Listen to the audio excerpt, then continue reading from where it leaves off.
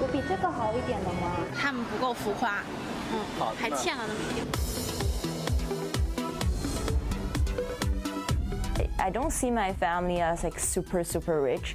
I think we're just at a point where we're satisfied.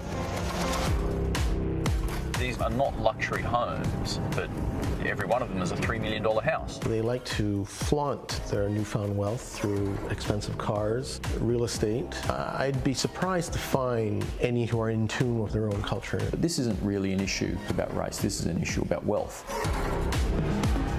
Everywhere changes.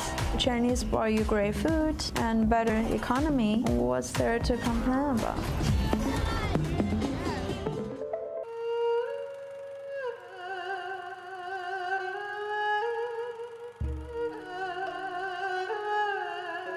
The first Chinese immigrants arrived in Canada 160 years ago. They were hard-working labourers who lived in poverty.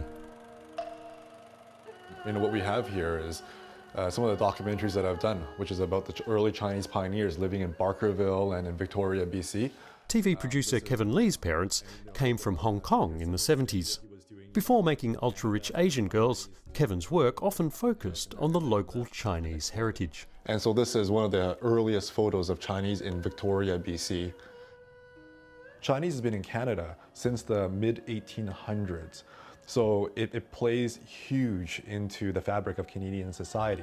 Of course, the Chinese has built the railroads, and they volunteered their time and their lives during the Second World War. The Chinese does play a huge part into Canadian society. Vancouver's Chinese population may be on the up and up, but its Chinatown isn't. In fact, I find it's shrunk to a couple of blocks with few signs of life. What's going on in terms of businesses here? A lot of the old businesses have left Chinatown. This one closed up. It used to be a Chinese coffee house, but then now they closed up.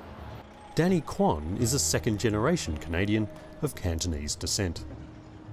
And he's been coming here to the Hon Sing Athletic Club since he was a young boy. This black and white photo dates back to 1939, and it's the founding of our club by the Wong Society. Danny teaches lion dancing, and there are also traditional martial arts classes here. But there are hardly any students. Danny says the Cultural Revolution in China means most young mainlanders he meets don't identify with the old traditions.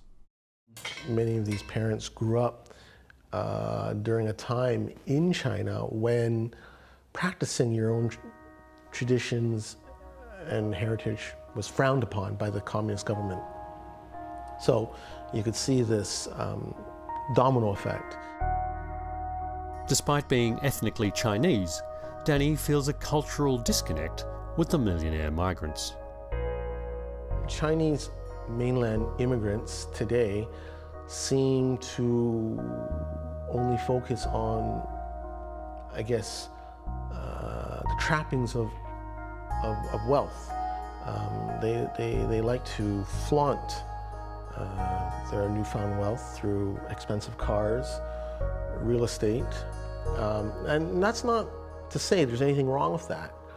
But when it comes to connecting with their own culture and heritage, I'd be surprised to find any, at least the ones who I've met, any who are in tune with their own culture.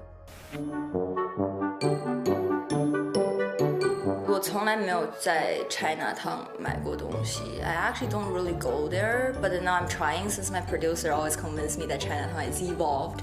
Pam, one of the stars of the reality show Ultra Rich Asian Girls, recently visited Vancouver's Chinatown for her first time in 13 years here.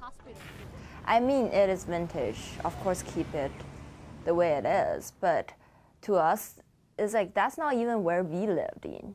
So like, even I see it, I'm like, oh, that looks like pretty old. Like even I haven't really seen buildings like that before. Are you disappointed that the new immigrants aren't engaging more with organisations like this?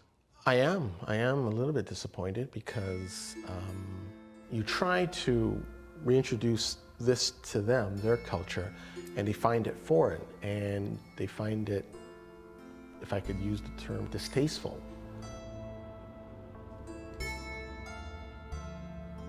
Ironically, the influx of millionaire mainlanders could end up being the death of Chinatown institutions like Hon Sing.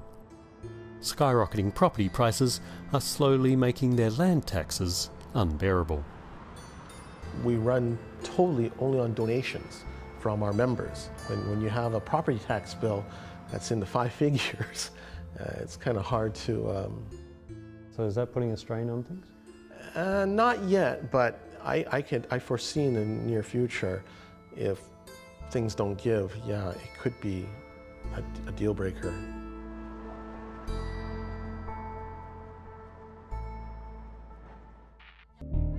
After generations of economic weakness, China is now flexing its financial muscles 2006. and enjoying the good life like every empire and superpower before it.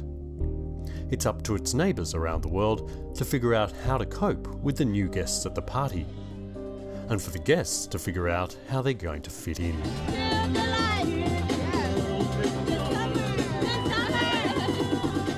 In Vancouver, I feel I'm fully at home. You know why? Because Vancouver is caught in between Chinese and Canadian, actually. And for myself, I'm caught in between Chinese and Canadian. Avoiding becoming no more than a resort town stranded in the middle will be Vancouver's challenge for the years ahead.